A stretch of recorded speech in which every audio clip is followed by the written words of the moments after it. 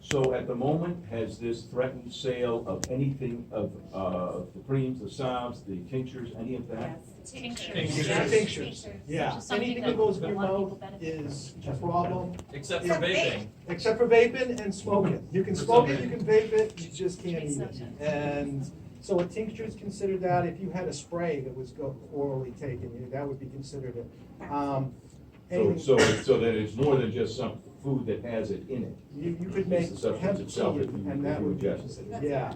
So whether you're adding it, or whether you're infusing it, or whether it's already in it and you're cooking it, it's just anything that you eat is gonna be considered illegal, I guess, by their standards. So, one thing I wanna point out on is, in our industry, whether it's medical marijuana or hemp, or even if it's adult use marijuana, we always have to fight this stigma thing, and, it's an uphill battle, it's a serious uphill battle. And it can be very discouraging at times, and I've seen a lot of people in our community that have just given up, and they've kind of walked away and said, screw it, I'm done trying to convince the government this is the right thing, because they never listen. But today, we made change in that department. We made some serious change, and we were heard loud and clear, and it shows that there's hope, and our government isn't completely broken. Sometimes we might like to think that it's messed up, and I fully agree.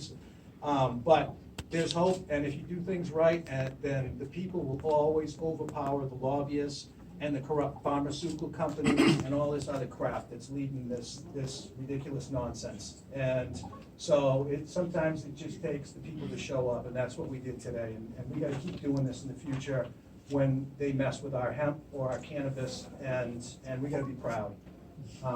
Keep hope alive!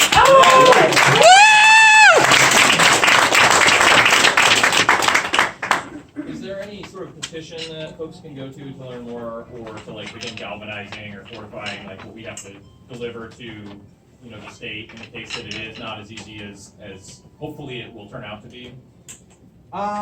There's different processes to handle in different situations. I think the best thing that we can do for the future is work together as a group and get organized. And I think that, we need to form a group essentially. And so I think that's the next step. Once we get this fixed, we form a group that specifically focuses on hemp and the rights of the farmers, as well as the retailers and every aspect of that industry.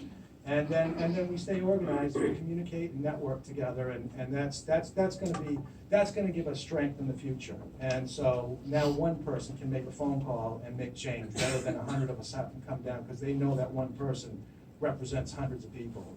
That's how we beat them. So Right it's on. been a really cool day, and I'm really thankful we all showed up, and go ahead, Joey. I forgot to mention while I was up there on mic that February 14th, MMCM will be here hosting the Hall of Flags. So if you all saw the Hall of Flags today on the second floor with all the pets and animal stuff going on, we'll be there promoting medical cannabis as well as hemp.